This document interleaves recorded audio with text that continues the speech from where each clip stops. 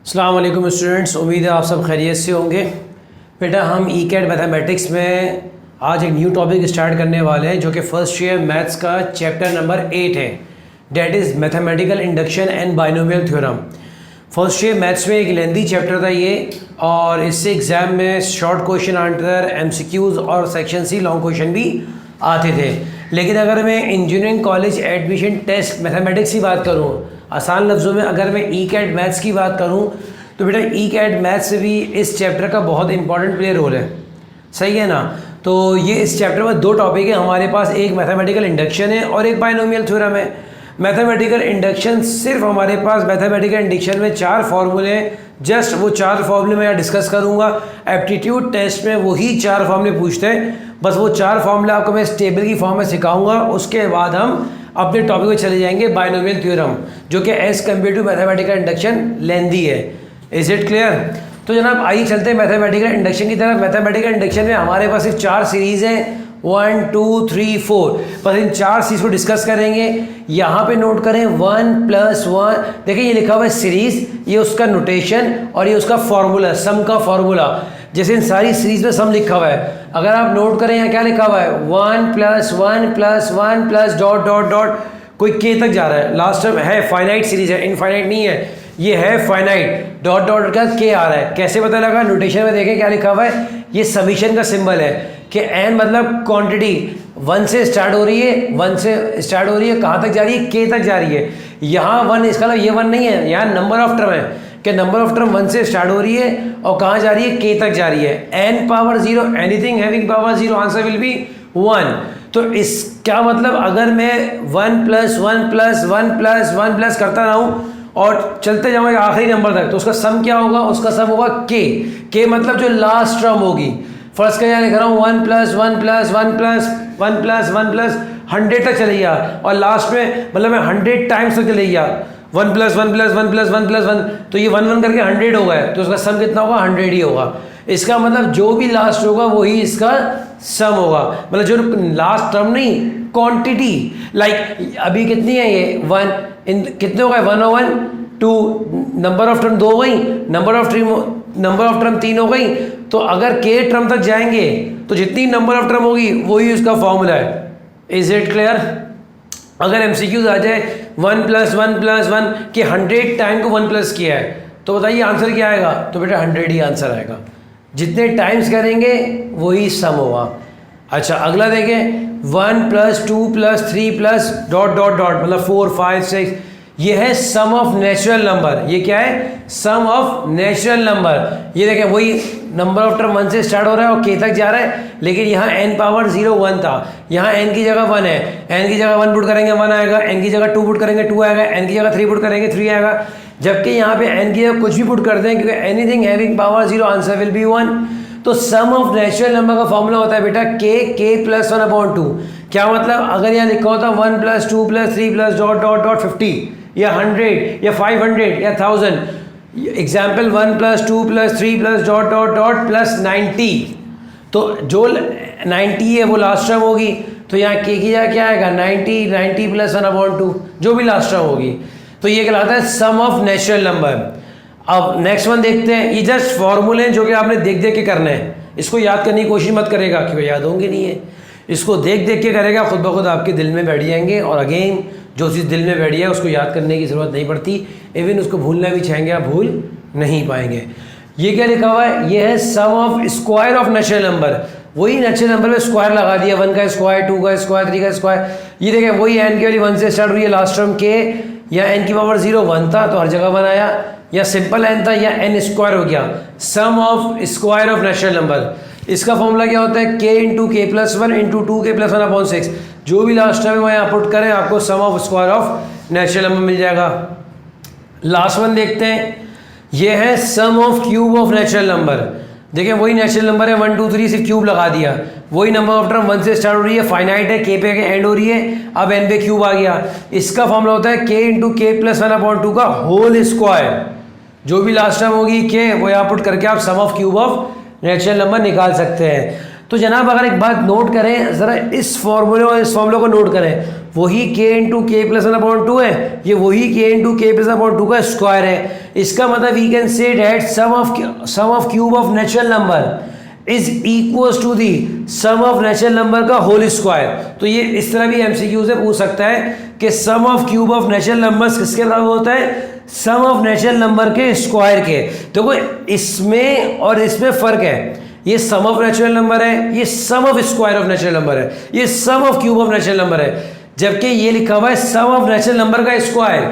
यहाँ पहले सम हुआ है, बाद में स्क्वायर हुआ है, जबकि यहाँ पे स्क्वायर का सम है। तो ये दोनों अलग अलग चीज़ें हैं। अक्सर बच्चे समझते हैं सेम है। यहाँ क्या है, नेचुरल नंबर का स्क्वायर है, फिर सम किया है, जबकि यहाँ पर क्या है, पहले नेचुरल नंबर का सम किया है, फिर उस आंसर का होल स्क्वायर किया है। Is it clear? तो इंडक्शन के 4 फॉर्मूले जो आपने देख देख के लिखने हैं और ये आपको याद हो जाएंगे। बस एप्टीट्यूड में यही इंपॉर्टेंस है इसकी, प्रूफ रिलेटेड सवाल एग्जाम में नहीं आते। अब चलते हैं अपने मोस्ट इंपॉर्टेंट टॉपिक की तरफ, जो ना तो सिर्फ आपके एप्टीट्यूड टेस्ट में काम आएगा, बल्कि इंशाल्लाह फर्दर मैथमेटिक्स, ग्रेजुएशन की मैथमेटिक्स से भी और इन जनरल मैथ्स से बहुत आपको हेल्प आउट करेगा। क्या है वो? The binomial theorem. Binomial theorem is one of the most important topic in aptitude test. आइए जनाब, बाइनोमियल होता क्या है? Bye means to. टॉपिक इसमें हमने क्या पढ़ा था कि a प्लस बी की कोई भी पावर हो, आप उसको एक्सपेंड कर सकते हो। तो आइए चलते हैं, इसको स्टार्ट करते हैं। अब जरा मेरा स्टार्ट करने का तरीका अलग है एप्टीट्यूड में। आइए छोड़े बाइनोमियल थ्योरम को, जनरल में बताइए कि अगर a प्लस बी की पावर 0 हो तो आंसर क्या आएगा? आप ये बात जानते हैं, anything having power 0 answer will be 1। किसी भी चीज़ की अगर पावर 0 हो आंसर 1 आएगा। तो जनाब a प्लस बी की पावर 0 का आंसर क्या आया? 1। इसी तरह अगर a प्लस बी की पावर 1 हो तो ये एज इट इज़ आ जाएगा a प्लस बी। अगर a प्लस बी का होल स्क्वायर हो तो आप ये बात जानते हैं, बेसिक अलजेब्रिक आइडेंटिटीज है, a प्लस बी का whole square equals to a square plus 2ab plus B square. इसी तरह अगर आप नोट करें a प्लस बी की पावर होल क्यूब, तो ये क्या होता है? a cube plus 3a square B plus 3ab square plus B cube. अब आप नोट करें यार एक चीज़, अगर पावर 0 है तो नंबर ऑफ टर्म कितनी है? 1। अगर पावर 1 है तो नंबर ऑफ टर्म कितनी है? 2। और अगर पावर 3 है, पावर 2 है तो नंबर ऑफ टर्म कितनी आ रही है? 3। अगर पावर 3 है तो नंबर ऑफ टर्म कितनी आ रही है? 4।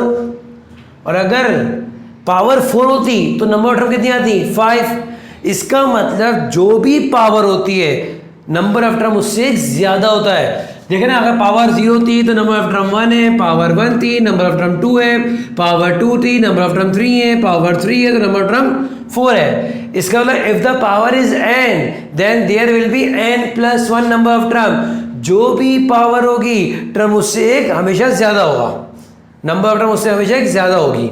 जो भी पावर होगी नंबर ऑफ टर्म उससे एक हमेशा ज़्यादा होगी। Is it clear? आइए इन्हीं फॉर्मूलों को देते हुए हमने एक बाइनोमियल फॉर्मूला पढ़ा था। ये देखें, 2 टर्म है, पावर n है, a plus B power n का फॉर्मूला क्या है? NC0। यहाँ पे C कॉम्बिनेशन ऑपरेटर है, आपने प्रोबेबिलिटी परम्यूटेशन कॉम्बिनेशन इसको डिटेल पढ़ा हुआ है, कॉम्बिनेशन ऑपरेटर है ये C। NC0 AN plus basically यहाँ पे B होता है, B 0 होता है, A हाईएस्ट B लोवेस्ट। तो देखिए a हाईएस्ट कितना हाईएस्ट? जितनी पावर होगी, पावर n है तो n आएगा, पावर अगर k होती तो k आता। a हाईएस्ट कितना हाईएस्ट जो पावर है, यहाँ नोट करें, 1 था a1 आया, 2 था a2 आया, 3 था a3 आया। अगर a प्लस बी की पावर 4 होता तो a4 आता। तो देखिए NC0 a highest B lowest, lowest कितना? 0। अब ये b की पावर 0 क्या होता है? 1। Anything having power 0 answer will be 1। और anything multiply by 1 is anything, जो 1 से टकराएगा वैसा ही रह जाएगा, इसलिए बी की पावर 0 मेंशन नहीं करा। अब ये NC0 से क्या बन गया? NC1। जैसे जैसे आगे जाएंगे a कम होता जाएगा, b बढ़ता जाएगा, सही है ना? फर्स्ट टर्म क्या थी? a highest b lowest. a कितना हाईएस्ट? जितनी पावर है। b कितना लोवेस्ट? 0। अगले स्टेप में जाएंगे a कम हो जाएगा, b बढ़ जाएगा, और आगे जाएंगे a और कम हो जाएगा, b और बढ़ जाएगा। एक एक कम होता रहेगा a, b एक एक बढ़ता रहेगा। ये कहानी कब एंड होगी? ये स्टोरी तब एंड होगी जब ए लोवेस्ट मतलब पावर 0 बन जाएगा और बी हाईएस्ट जितनी पावर है उतना बन जाएगा, तब ये स्टोरी, तब ये कहानी, तब ये ड्रामा एंड हो जाएगा। आइए, तो एन सी 0 ए हाईएस्ट पावर, एन बी 0 तो लिखा नहीं, एन सी 2 से क्या बन गया ये एन सी 1। अब ए कम होगा तो एन से कम करो, एन मतलब एन, कम मतलब माइनस, एक मतलब 1, तो ए एन माइनस बन गया। बी को बढ़ा दो, बी की पावर 0 से क्या बन गया बी की पावर 1। आगे आइए, एन सी 1 से क्या बन गया ये एन सी 2, एन माइनस 1 से क्या बन गया ये एन माइनस 2, बी की पावर 1 से क्या बन गया बी की पावर 2। अगला आप बताइए क्या बन जाएगा, एन सी 2 से एन सी 3, एन माइनस 2 से एन माइनस 3, बी की पावर 2 से बी की पावर 3, डॉट डॉट डॉट चलती रहेगी कहानी। अब एंड में एन सी 3 है, इसके बाद एन सी 4 आता है, लास्ट टर्म में ये एन सी एन हो जाएगा और ए लोवेस्ट, ए की पावर 0 हो जाएगी जो कि 1 होता है, मैंने मेंशन नहीं कराया, और बी हाईएस्ट हो जाएगा, कितना हाईएस्ट, जितनी पावर है, पावर एन है तो एन हो जाएगा। Is it clear? कुछ स्पेशल ऑर्डर मैंने आपको लिखवाया, मैं याद रखिएगा डायरेक्टली कि अगर कॉम्बिनेशन में एन सी 0 हमेशा आंसर 1 होगा, एन मतलब कोई भी पावर हो और यहाँ आर की जगह 0 है मतलब एन सी 0 है, हमेशा आंसर क्या होगा 1। अगर एन सी 1 है आंसर क्या होगा एन, अगर एन सी एन है आंसर क्या होगा 1, और अगर एन सी एन माइनस 1 वाली फॉर्म है तो एन आएगा। बेसिकली आप बात जानते हैं एन सी आर होता है, ये एक कॉम्बिनेशन ऑपरेटर है। एन सी आर का फॉर्मूला क्या होता है, N factorial over N minus R factorial dot R factorial, dot R factorial, ये एन सी आर का फॉर्मूला है। ये कुछ डायरेक्ट स्पेशल केस है। Is it clear? अब जनाब एक बात याद रखेगा, ये जो फॉर्मूला है ये तब एप्लीकेबल है when the power is in whole number. अगर पावर पॉजिटिव होल नंबर में होगी तभी ये फॉर्मूला पॉसिबल है। अगर पावर नेगेटिव में या डेसिमल में या फ्रैक्शन फॉर्म में होगी तो ये फॉर्मूला इंप्लीमेंट नहीं होगा। सर उसके लिए क्या होगा वो हम आगे पढ़ेंगे, इसी चैप्टर में पढ़ेंगे आगे। आइए, कुछ बच्चों ने इस फॉर्मूले को इस फॉर्म में ही पढ़ा होगा, क्या मतलब, आइए एक और लिखने का तरीका है इसको। एक तो फॉर्म ये है, एक फॉर्म और है कि अगर ए प्लस बी की पावर एन है, ए हाईएस्ट वही ए पावर एन, ये कोफिशिएंट हट गया है, पावर शुरू में आ गई N, A N minus 1 B, अब एन से क्या बन गया N N minus 1, A N minus 2 B square. जो भी बी की पावर होती है वो अपॉन में फैक्टोरियल आता है, तो सर यहाँ पे बी की पावर क्या आती है 0 और अपॉन में क्या आता है 0 फैक्टोरियल। 0 फैक्टोरियल क्या होता है 1, अपॉन में 1 लिखे, यहाँ लिखे कोई फर्क नहीं पड़ता, इसलिए यहाँ पे नहीं लगाया। यहाँ पे बी की पावर क्या है 1, तो अपॉन में क्या आता है 1 फैक्टोरियल, 1 फैक्टोरियल क्या होता है 1, इसलिए अपॉन में नहीं लिखा। यहाँ पे बी की पावर क्या है 2, अपॉन में क्या लगा है 2 फैक्टोरियल, और 2 फैक्टोरियल 1 नहीं होता, 2 फैक्टोरियल 2 होता है, इसे लिखना पड़ा। अगर नेक्स्ट टाइम बताओ क्या होती है, अगर होती वही, देखो यहाँ कुछ नहीं था, यहाँ एन आ गया, एन रहा एन माइनस 1। अगला बताइए क्या होता, एन अपनी जगह आता, एन माइनस 1 आता, एक कोफिशिएंट और ऐड हो जाता, वो क्या बन जाता, एक फैक्टर और ऐड हो जाता, N N minus 1 N minus 2, और ए की पावर और कम हो जाती, एन माइनस 2 से क्या बन जाती एन माइनस 3, बी की पावर और बढ़ जाती, बी पावर 2 से क्या बन जाती बी की पावर 3, और क्योंकि बी की पावर 3 होती है अपॉन में क्या था 3 फैक्टोरियल। तो लास्ट टर्म में जब हमारे पास आएगा बी की पावर एन आएगा। अब आपके जहन में आ रहा होगा सर ये सब कहाँ गया, N N minus 1 N minus 2 N minus 3, और अपॉन में बी की पावर एन है तो अपॉन में एन फैक्टोरियल कहा गया। बेटा वो बी की पावर जो एन है वो अपॉन में जो एन फैक्टोरियल आता है उस एन फैक्टोरियल से बी के सारे कोफिशिएंट कैंसिल आउट हो जाते हैं। याद रखिएगा बाइनोमियल थ्योरम में जब हम किसी भी फॉर्मूले को एक्सपेंड करते हैं तो फर्स्ट टर्म और लास्ट टर्म का कोफिशिएंट हमेशा 1 होता है, और फर्स्ट टर्म में हमेशा ए हाईएस्ट बी लोवेस्ट होता है, और लास्ट टर्म में हमेशा ए लोवेस्ट और बी हाईएस्ट होता है, और फर्स्ट और लास्ट टर्म का coefficient in binomial theorem always be 1। Is it clear? अच्छा, अब चाहे ये इस फॉर्म में लिखे या इस फॉर्म में लिखे आपको मर्जी है।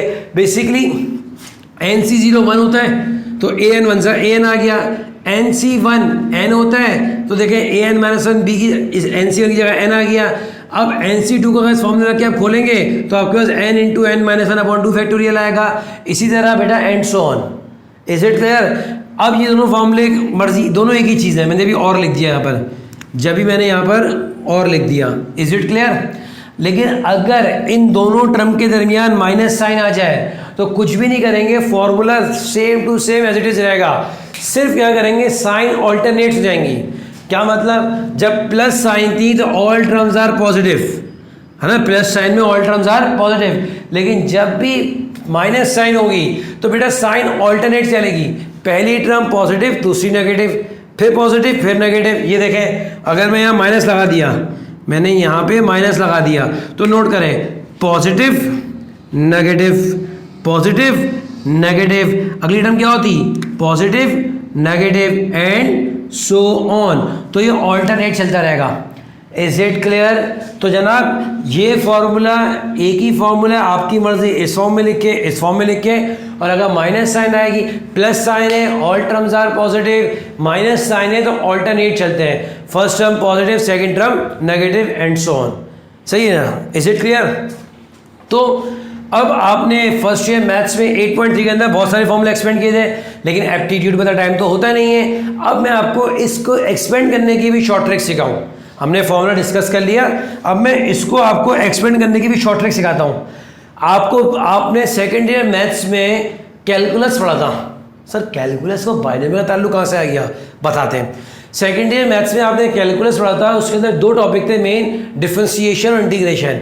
अगर आपको बेसिक उसकी थोड़ी बहुत भी याद हो तो हम उसकी मदद से इस फॉर्मूले को एक्सपेंड करेंगे। कैसे, आइए पहले तो मुझे बताइए, माइनस साइन है तो ऑल्टरनेट चलेगी साइन, पहली प्लस दूसरी negative, plus minus plus minus plus minus and so on. बताइए पावर कितनी है, 5, so how many term will be there, 6, क्योंकि आप जानते हो जो भी पावर हो टर्म उससे एक, जितनी भी पावर होगी टर्म उससे एक ज़्यादा होगी हमेशा। अब आप ये भी जानते हो हमेशा फर्स्ट टर्म में क्या होता है, ए हाईएस्ट होता है, तो देखिए ए हाईएस्ट कितना हाईएस्ट, जितनी पावर है ए हाईएस्ट लिख दिया। नेक्स्ट स्टेप में आप क्या करेंगे बेटा, और या बी क्या होगा, लोएस्ट, ऐसा ही ना, तो लिखिए बी की पावर 0 लिखिए, लिखिए कोई फर्क नहीं पड़ता, क्योंकि anything having power 0 answer will be 1 और anything multiply by 1 is anything, जो 1 से टकराएगा वैसा ही रह जाएगा। तो जनाब माइनस देखो, plus first time plus, second में क्या होगा माइनस। अब आपने इसमें वैल्यू पुट करने की जरूरत नहीं है, मैं आपको शॉर्ट ट्रिक सिखा रहा हूँ। आप क्या करें, इसका जो भी ए है, इसका ए वाली टर्म का डेरिवेटिव लेना शुरू कर दें और बी वाली टर्म को इंटीग्रेट करना शुरू कर दें। क्या मतलब, आइए जरा ए वाली टर्म को डेरिवेटिव करें।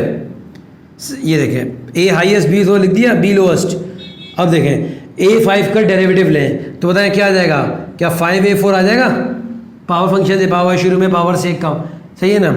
और बी का इंटीग्रल ले लें, बी की पावर 1 हो गई, 0 + 1 1, 1/1 फैक्ट 1/1 1 ही होता है भाई। देखें ना, जिस अगर बी की पावर 0 का मुझे इंटीग्रल लेना है तो क्या करते थे, 0 + 1 पावर ऐड करते थे, वही पावर नीचे आती थी, तो ये क्या बन जाएगा, b/1, b/1 बी नहीं बी होता है।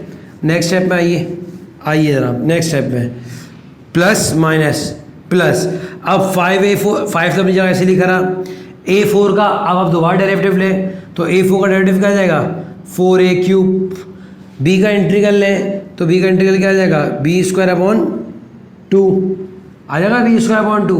अच्छा जनाब, प्लस माइनस प्लस माइनस, 5 4 ये 20 बन चुका है, सही है ना।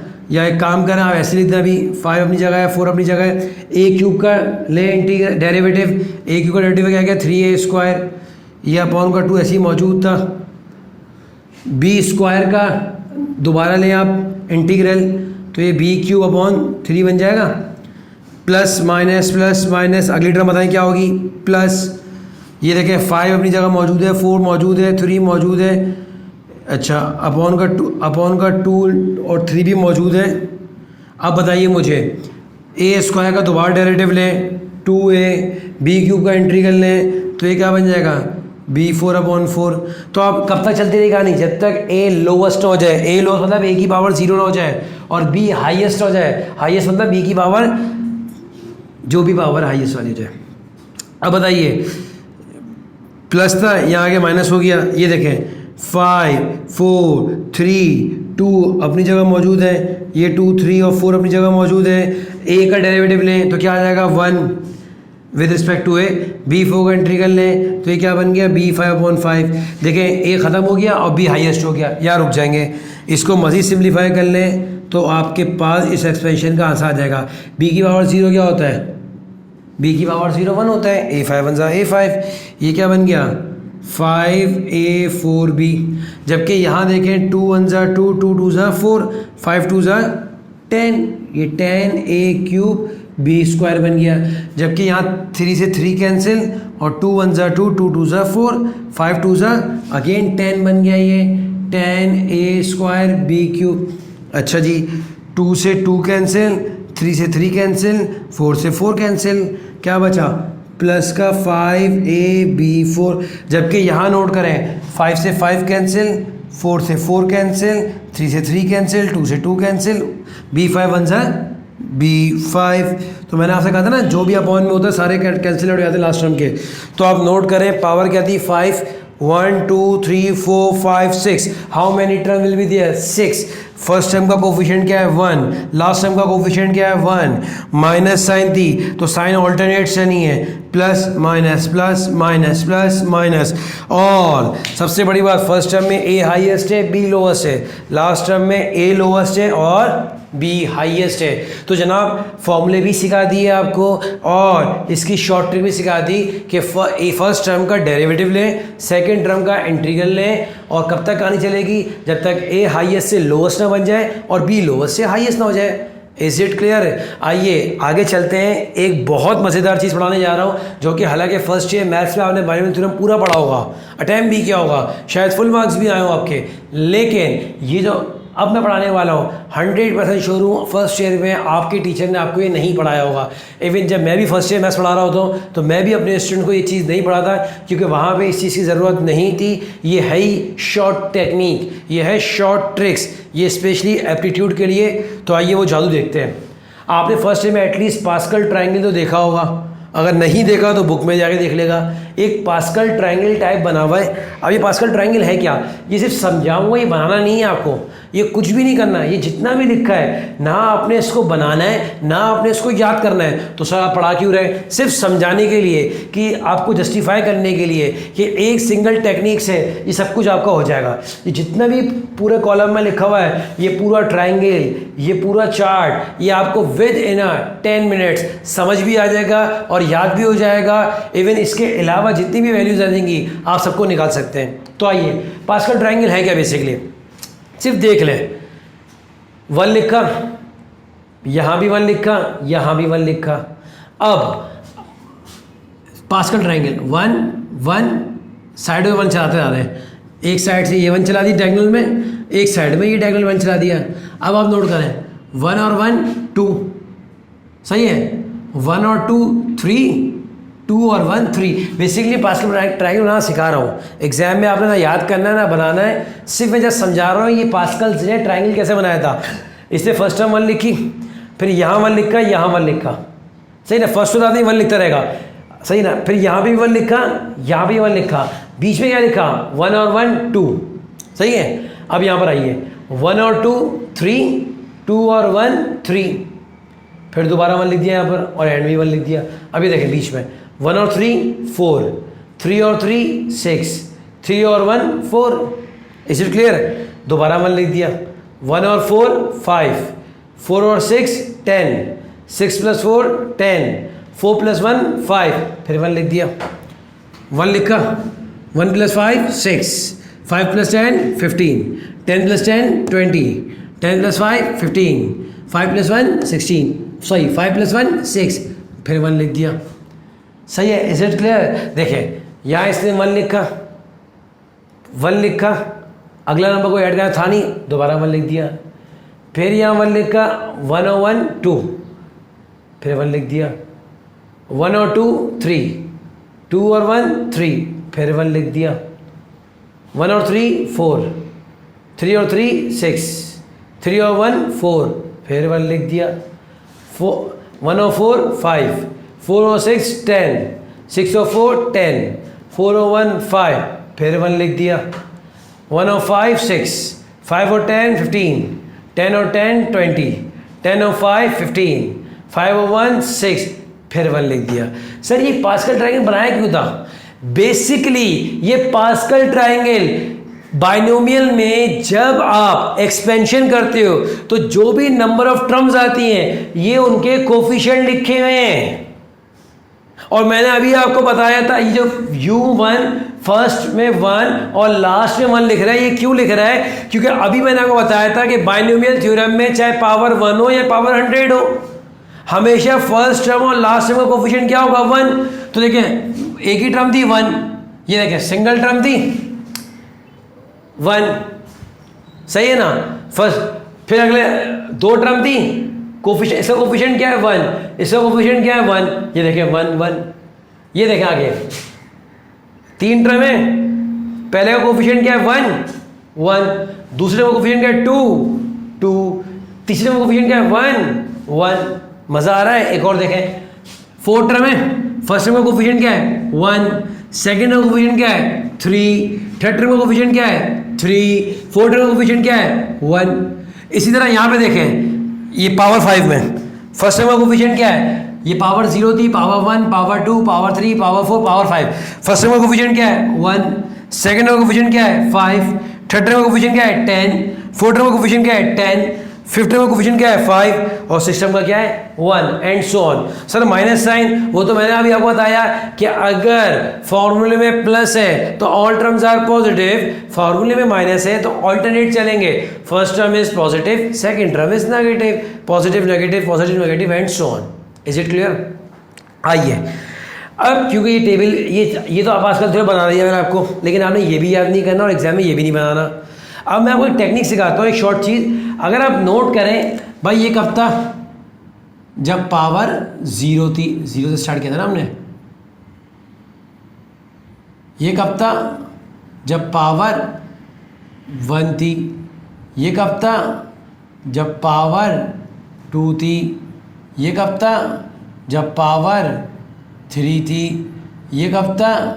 जब पावर 4 थी। ये कब था? जब पावर 5 थी, जब पावर हमारे पास 5 थी। ये कब था?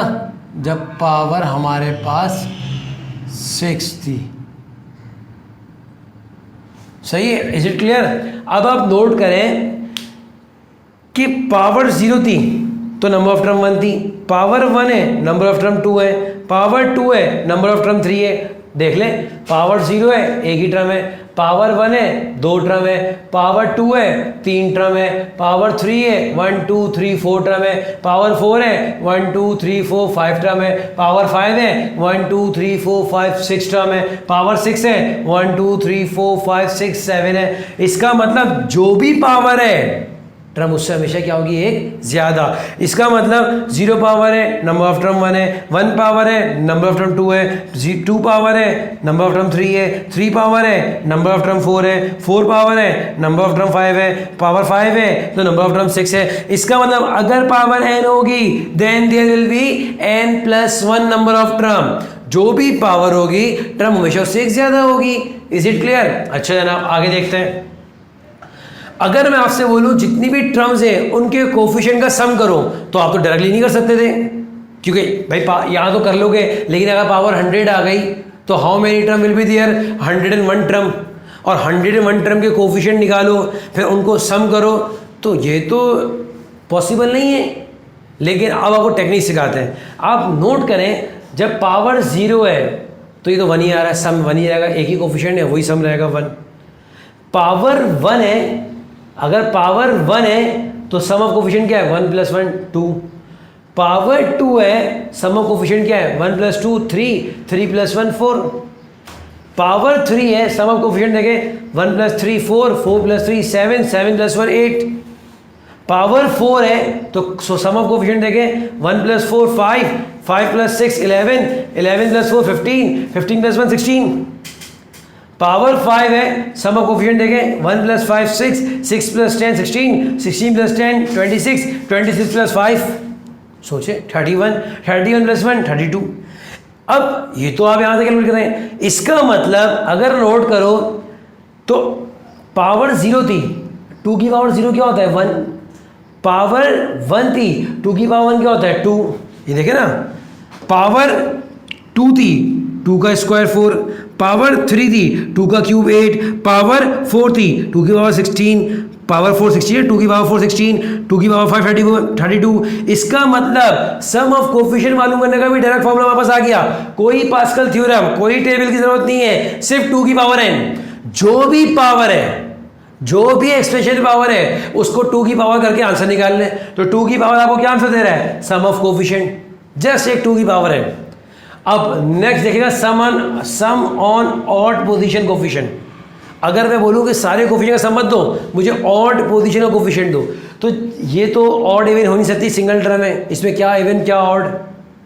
लेकिन यहाँ पे नोट करना, अगर ये 1 और 2 है तो ये वाला ऑड हो गया, ये वाला इवन हो गया। जबकि यहाँ पे 3 टर्म है, तो मुझे बताइए, पहले मैं इवन की बात, ऑड की बात करता हूँ। तो यहाँ पे तो no even know odd, dash डाल दिया पावर 0 में। यहाँ पे आइए, यहाँ पे ऑड पोजीशन ये है, तो देखिए ऑड में सम कितना आ रहा है? 1 आ रहा है। यहाँ पे ऑड पोजीशन क्या है बताइए मुझे? ऑड पोजीशन, यहाँ पे हमारे पास ऑड पोजीशन फर्स्ट और थर्ड ऑड में है, तो 1 + 1 2। यहाँ पे ऑड क्या है? फर्स्ट और थर्ड, तो 1 + 3 4। यहाँ पे ऑड क्या है? फर्स्ट थर्ड फिफ्थ, तो 1 + 6 7, 7 + 1 8। यहाँ पे ऑड क्या है? फर्स्ट थर्ड फिफ्थ, तो 1 + 10 11, 11 + 5 16। तो इसका मतलब अगर मैं 2 की पावर n-1 ले लूँ तो मैं सम ऑफ ऑड पोजीशन सब निकाल सकता हूँ, ऑड पोजीशन के कोफिशिएंट का सब निकाल सकता हूँ। कैसे? ज़रा यहाँ नोट करें, जीरो तो लिया नहीं मैंने, यहाँ पे नोट करें 2 की power n-1, way n is the power. अगर पावर 1 है तो n की जगह 1 पुट करें, 1 - 1 0, 2 की पावर 0 1 आंसर आ रहा है। n की जगह 2 लें, 2 - 1 1, 2 की पावर 1 2 आ रहा है। n की जगह 3 लें, 3 - 1 2, 2 का स्क्वायर 4। n की जगह 4 लें, 4 - 1 3, 2 की पावर क्यूब 8। n की जगह 5 लें, 5 - 1 4, 2 की पावर 4 16।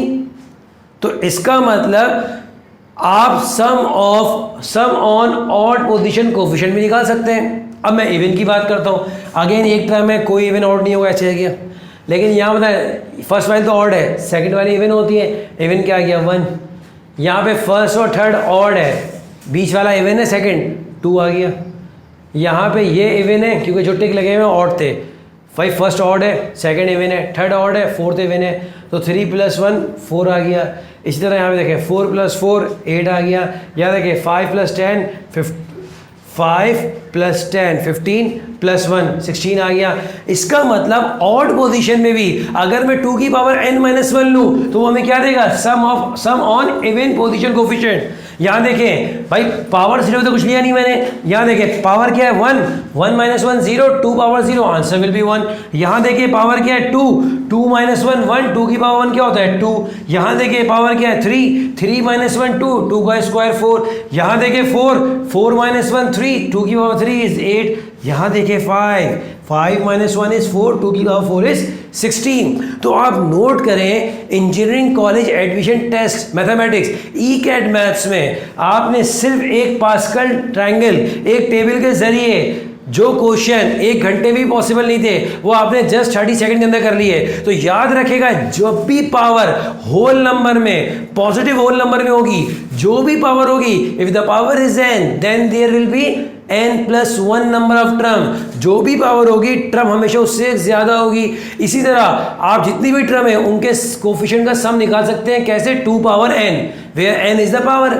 इसी तरह सम ऑफ ऑड पोजीशन और sum of even position coefficient भी you can find easily by using a same formula 2 power n-1। दोनों के लिए सेम फॉर्मूला है। तो जनाब आज इस लेक्चर को यहीं तक रखते हैं। नेक्स्ट लेक्चर में हम इसी टॉपिक को आगे कंटिन्यू करेंगे।